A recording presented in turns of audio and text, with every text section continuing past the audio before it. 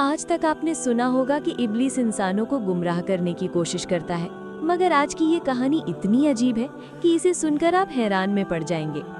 एक शख्स अंधेरी रात में नमाज अदा करने के लिए अपने घर से निकला। रास्ता बहुत अंधेरा था और चलते हुए उसे ठोकर लग गई। वो मुंह के बल गिर पड़ा और कीचड़ से लथपथ हो गया। गंदे कपड़े देखकर वो वापस घर लौटा, लिबास बदला और फिर से मस्जिद की तरफ रवाना हुआ। अभी कुछ ही कदम चला था कि उसे दोबारा ठोकर लगी और वो फिर गिर पड़ा, मगर उसकी हिम्मत कम न हुई। वो फिर घर लौटा, कपड़े बदले और एक बार फिर मस्जिद की तरफ बढ़ा। इस बार जब वो घर से बाहर निकला तो दरवाजे पर एक अजनबी खड़ा था, जिसके हाथ में एक चमकता हुआ चिराग था। अजनबी चुपचाप उसके आगे आगे मस्जिद की तरफ चल पड़ा। चिराग की रोशनी में इस बार रास्ता साफ नजर आ रहा था और वो बगैर किसी मुश्किल के मस्जिद पहुंच गया।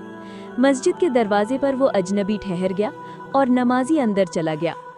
नमाज अदा करने के बाद जब वो बाहर निकला तो देखा कि वो अजनबी अभी भी खड़ा है, गोया उसे घर छोड़ने आया हो। नमाजी को अजनबी पर शक हुआ और उसने पूछा, आप कौन हैं? अजनबी ने जवाब दिया, मैं इब्लीस हूँ। नमाजी हैरान रह गया और बोला, शैतान, तू मुझे मस्जिद तक छोड़ने आया? तेरा काम तो लोगों को गुमराह करना है। इब्लीस हंसते हुए बोला, जब तू पहली बार गिरा था तो अल्लाह ने तेरे सारे गुनाह माफ कर दिए। जब दूसरी बार गिरा तो अल्लाह ने तेरे पूरे खानदान को बख्श दिया।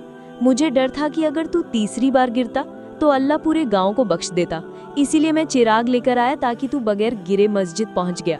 ये सुनकर नमाजी की आंखों में आंसू आ गए। उसने सजदे में गिरकर अल्लाह का शुक्र अदा किया कि उसकी मेहनत और